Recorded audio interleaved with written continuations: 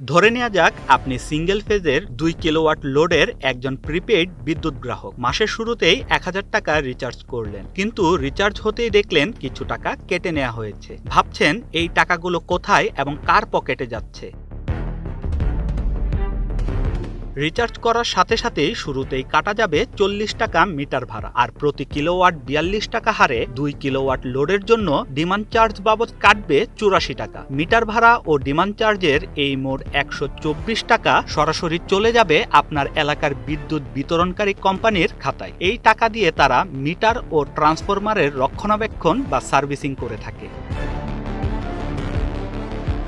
এরপর বিদ্যুৎ ব্যবহারের ওপর 5% সরকারি ভ্যাট বাবদ কেটে নেওয়া হবে 47 টাকা 62 পয়সা, যা সরাসরি জমা হবে জাতীয় রাজস্ব বোর্ডের সরকারি কোষাগারে। আর বিকাশ বা নগদ অ্যাপের মতো প্ল্যাটফর্মের প্রসেসিং ফি বাবদ কাটবে আনুমানিক 10 টাকা, যা পাবে সেবা প্রদানকারী পেমেন্ট গেটওয়ে প্রতিষ্ঠানগুলো।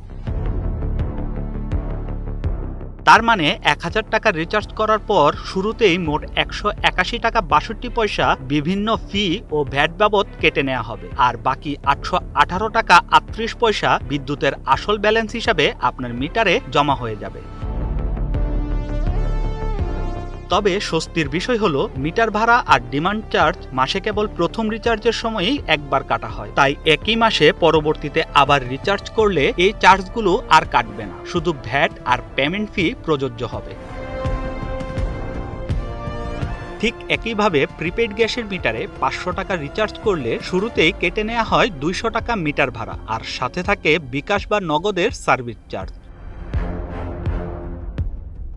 কেটে নেওয়া এই 200 টাকা সরাসরি পায় আপনার অঞ্চলের গ্যাস বিতরণ কোম্পানি, যেমন তিতাস বা কর্ণফুলী গ্যাস। মিটারের প্রায় 25,000 টাকা দাম এবং অনলাইন সার্ভার চালানোর খরচ তুলতেই মূলত তারা এই ভাড়াটা নেয়, আর সামান্য প্রসেসিং ফি পায় পেমেন্ট কোম্পানিগুলো।